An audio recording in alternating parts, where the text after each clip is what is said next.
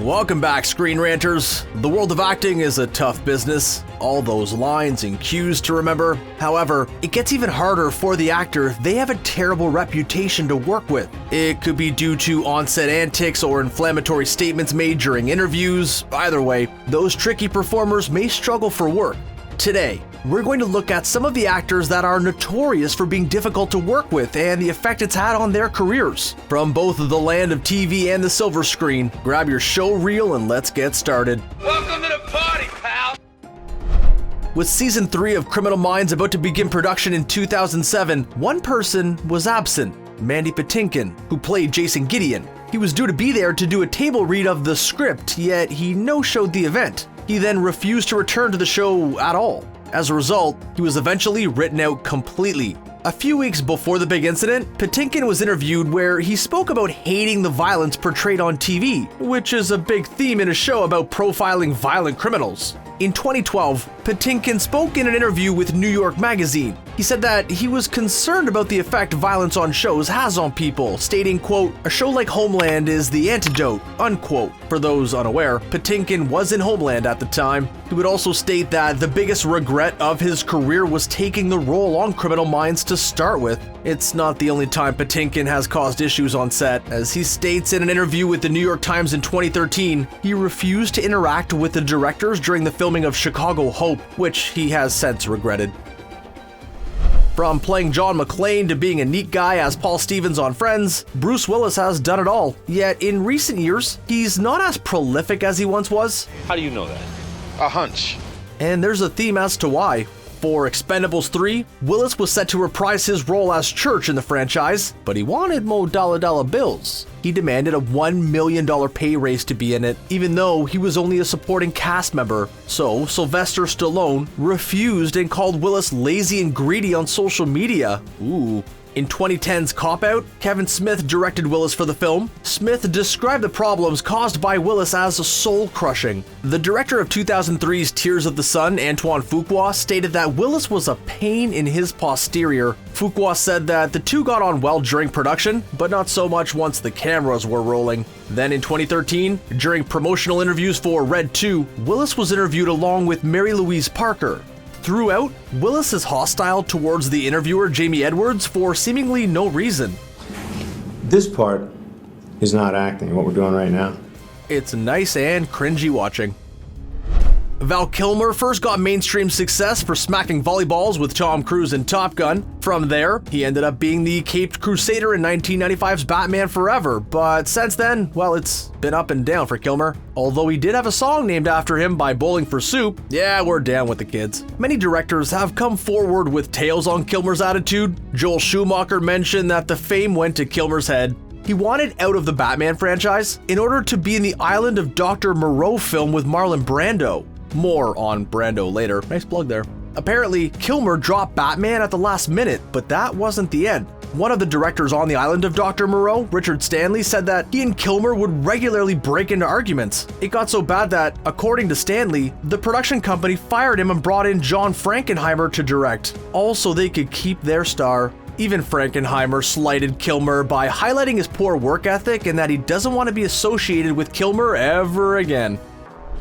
In the late 2000s, Katherine Heigl seemed to be the next breakout star of Hollywood, yet all of a sudden, her rising star began to fade. Well, here's why. In 2007, she won an Emmy for her performance in Grey's Anatomy. The following year, Heigl was in contention again, but she released a statement saying that she would be withdrawing from the race. All because she doesn't think the material she worked with was good enough for her to win. The showrunner, Shonda Rhimes, was livid. Rhimes said that Heigl had asked for a reduced schedule for that season. In 2007, after performing in Knocked Up, Heigl stated that the film was sexist during interviews.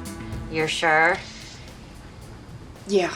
To make matters worse, in 2010, Heigl's publicist fired her from their services. This is something that very rarely happens. Heigl then fired her new publicist, who'd just done a load of damage control after only 5 weeks. Heigl then went to try and go back to the original publicist that fired her. Also in 2010, Heigl was negotiating to be in Valentine's Day. She demanded $3 million for her small appearance in the ensemble film. The filmmakers declined the generous offer.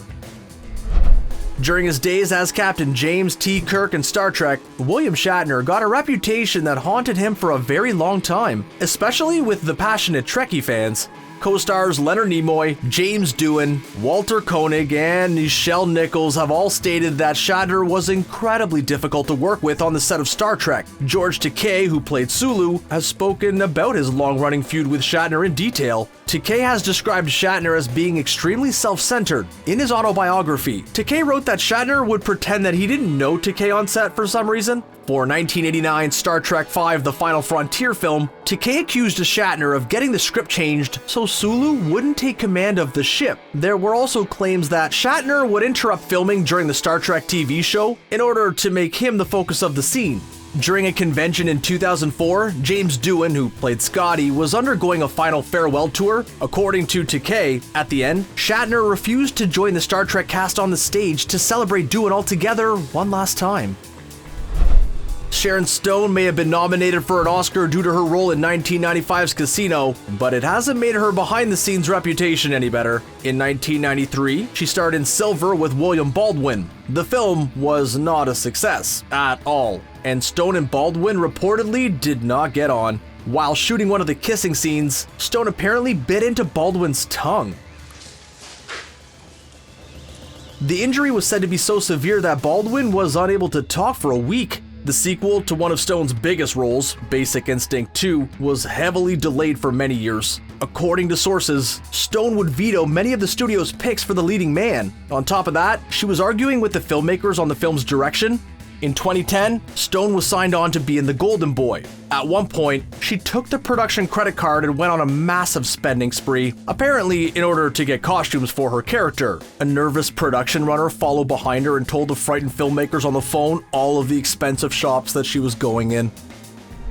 At one point in the 90s, more often than not, if you sat down to see an action film, Steven Seagal would be involved. Then, all of a sudden, Seagal vanished from the spotlight. Instead, he found work on direct-to-video productions. Well, there's reason for that. There are many tales about Seagal assaulting people behind the scenes. For example, John Leguizamo spoke about his experience when shooting 1996's Executive Decision. According to Leguizamo, Seagal was telling anyone in rehearsals that he was the law and in command of production. Leguizamo laughed at the statement, so Seagal acted responsibly and life went on.